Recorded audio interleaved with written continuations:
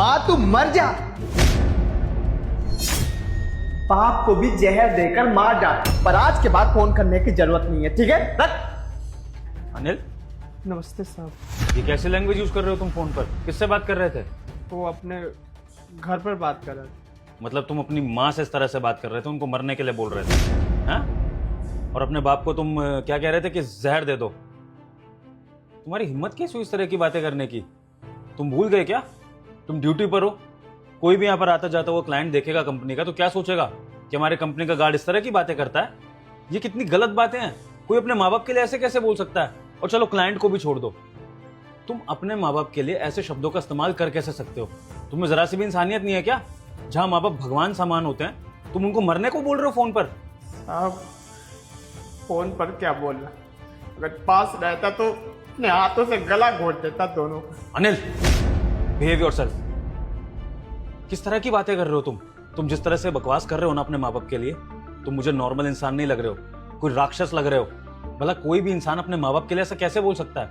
कहीं ऐसा तो नहीं कि मैंने किसी गलत इंसान को गार्ड की नौकरी पर रख लिया है? राक्षस मैं नहीं हूँ साहब, राक्षस तो मेरी सौतेली माँ है, मेरा सगा बाप है, वो दोनों राक्षस है। अच्छा, तो अब समझा, माँ सौतेली है तुम्हारी। तो ठीक है, फिर भी अनिल, सौतेली माँ ही सही, लेकिन माँ का दर्जा तो दिया है ना तुमने उसे। तो माँ को भला कोई गाली कैसे दे सकता है?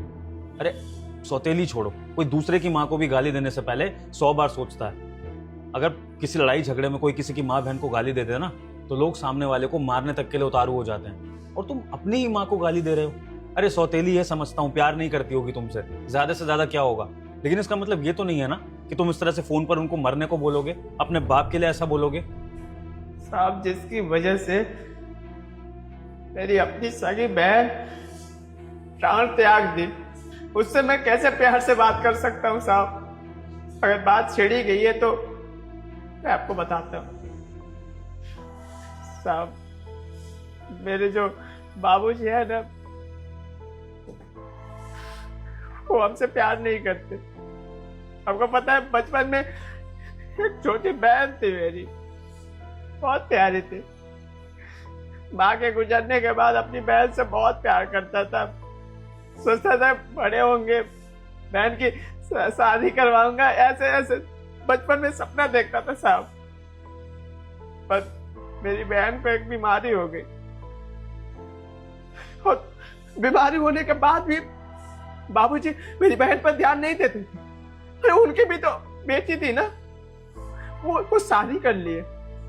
मैंने सोचा कि चलो हमारी माँ आ गई, अब तो ध्यान रखेगी ना। और वो दोनों खुद में मगन थे, हमारा कोई ध्यान नहीं रखते थे। मैं छोटा था लेकिन बाबूजी के पास जाता था, बाबूजी बहन की तबीयत खराब है, दवाई ला दीजिए।